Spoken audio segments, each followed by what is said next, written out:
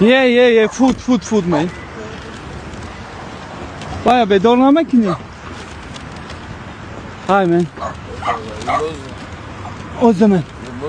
Sorry? Muslim? Yeah, Alhamdulillah, I'm Muslim. Wa alaikum salam. You too? You Muslim? Oh, mashallah.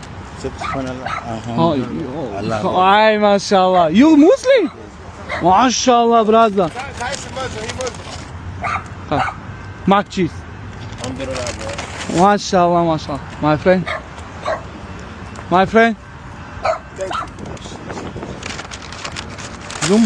What you?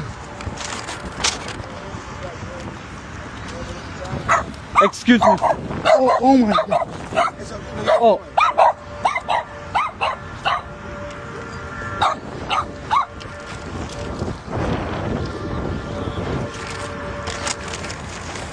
No.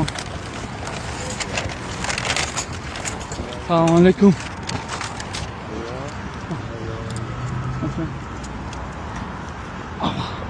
Thank you, man. Oh.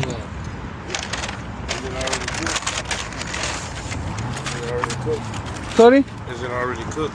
You usually get Mac cheese. Okay.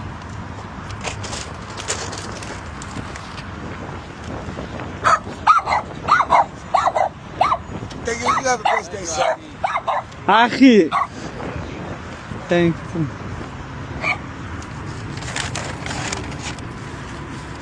Okay.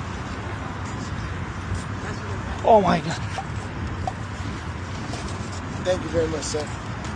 Thank you, baby.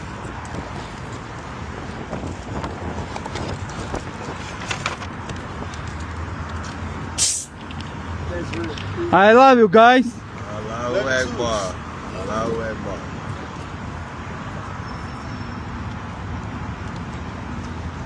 Thank you. Thank you very much, boss. It's good, man. Thank you.